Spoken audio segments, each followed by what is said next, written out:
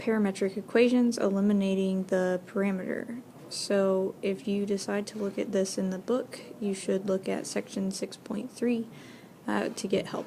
Example 1, they give us a set of parametric equations, which means we have an x equation and a y equation, and they're both in terms of t. It asks us to eliminate the parameter and identify the graph of the parametric curve. Well, the parameter here is t, so I want to get rid of it.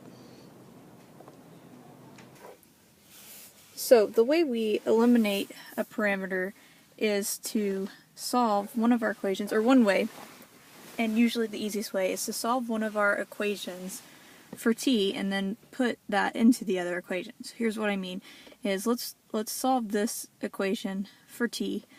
So to do that we would subtract 5 on both sides. So I would get y minus 5 equals t. Okay, let's plug that into our x equation. So where t is, we're going to put y minus 5. So x equals 2 minus 3 times y minus 5. Okay, well, let's distribute and solve this for y, because hopefully we can see that this is a line. The reason that I know that it's a line is because I have an x and a y and they're both to the first power. Okay, they're not cubed or squared or anything like that. Okay, that's a 15. I almost put 5, but that's a 15. So to finish solving, we want to move the y over to the left side, so that makes it 3y. We want to move the x to the right, so that's negative x. 2 plus 15 is 17. Then we divide everything by 3, so that's negative 1/3 x plus 17 thirds. It asks us to identify the graph of the parametric curve. This is a line, so that's how I identify it. Identifying it means describe it. Most of the time that's going to be saying things like line, parabola, circle, but if all else fails, just describe what it, kind of looks like in terms of what we know. Okay, so that's example 1. Example 2. Okay, we're eliminating this parameter and identifying the graph. So if we try to solve the first one, x equals t squared, we're going to end up with a square root, which may or may not be a good thing. So let's go ahead and solve the y again. So we'd subtract 1 from each side and get y minus 1 equals t. And let's plug that in to our x equation. X equals t squared, so that's y minus 1. Okay, we could go ahead and write this as x equals y minus 1 times y minus 1 so that we can FOIL. So that's x equals y squared minus 2y plus 1. And this is a parabola. Okay, we wouldn't solve this for y because this is not the kind of parabola we're used to. We're used to, most of the time, up and down parabolas. This actually is a parabola that's on its side. It's not going to actually be where I'm drawing it, but it's on its side like that. So all we need to know is that it's a parabola, though, and that we can leave it as x equals. Number 3, now we have a square root for our x equation, and we have 4t for our y equation. So we have to realize that there is a domain issue here. What values of t am I allowed to plug in? Can I plug in t equals negative 2 and get a value? No, because for x that would give me the square root of negative 2, which is an imaginary number. And we don't want to talk about imaginary numbers with parameters. They don't mix, which is a good thing, right? Okay, so what that means is what value of t is this going to be defined for? Is it okay to plug 0 in? Yes, the square root of 0 is 0. So, and then it's okay to plug in positive numbers. So we are defining this as t has to be greater than or equal to 0, and then we're allowed to manipulate our equations with the understanding that we're only allowed to plug in something bigger than 0 or equal to 0. So let's solve y for t. So that would be y over 4 equals t. Again, I just felt like that one was easier to solve for t. On most of these, it doesn't matter which one you pick.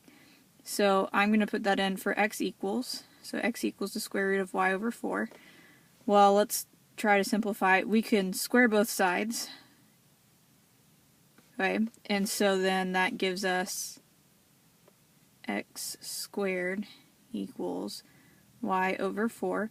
And so because we've already said, hey, we have to have t be greater than or equal to 0, that's why we're allowed to square both sides of this without introducing extraneous solutions, because we already got rid of them. We said, hey, t has to be greater than or equal to 0 for this to work. So we finish by multiplying both sides by 4, so this is 4x squared equals y.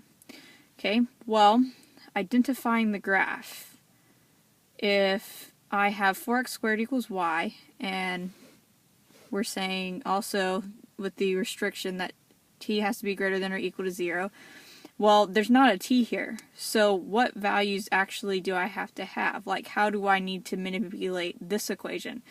Well, not only will t have to be greater than or equal to 0, but x will also end up being greater than or equal to 0, because I can't have a negative square root, right? Like a negative outside my square root either. X equals a positive number. It has to, because whatever you stick into the square root, it's going to be positive whenever it comes out. So really I don't need a t there, although we did say that earlier. I really need to say x is greater than or equal to 0 as far as writing it for my little answer section here. Well, what does that mean that this graph is? Like, what does this look like?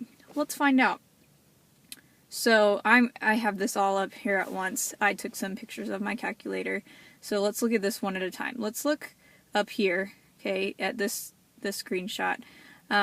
This is, if you're going to graph a parametric equation, you need to, most importantly, change your mode to parametric. Normally it's on function. Recently we did stuff with polar.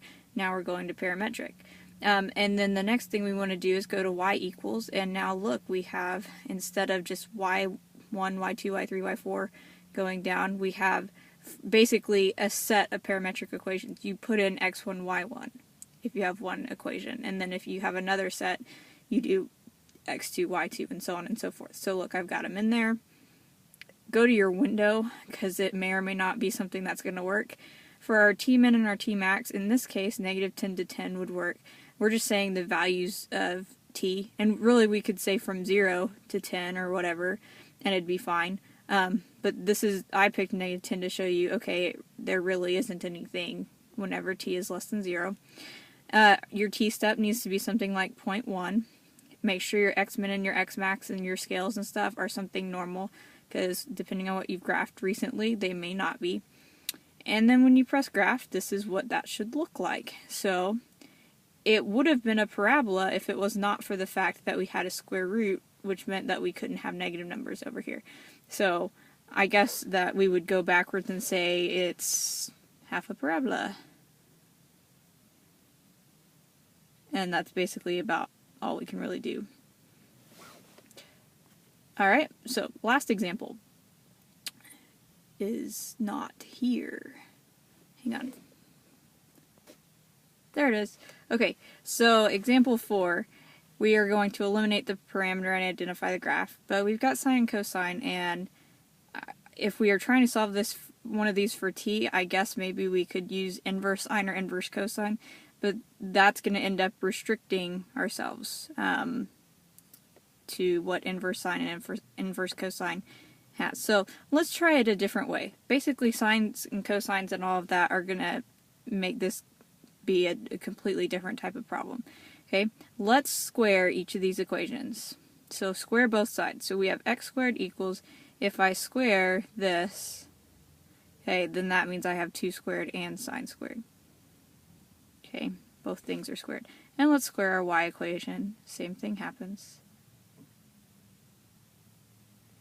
And then what if we do something kind of crazy and we say, well, let's add x squared and y squared together. Tell me, is it true that x squared plus y squared has to equal this plus this? Okay? Think about that and decide if you think that this is true. Hint, it is. Why did I write 2 sines? This should be cosine. My bad.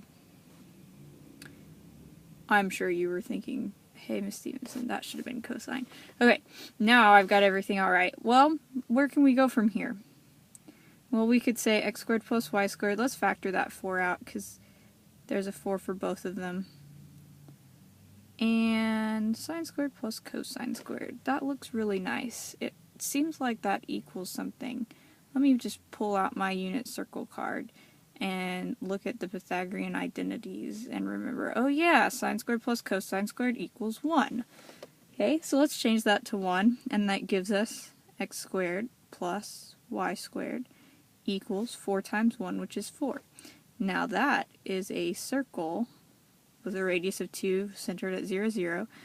We actually did this on the previous worksheet and ended up with the same thing by graphing it and thinking about standard form of circle. So this is how you would do it if you didn't want to have to do it that way. So that's all I've got.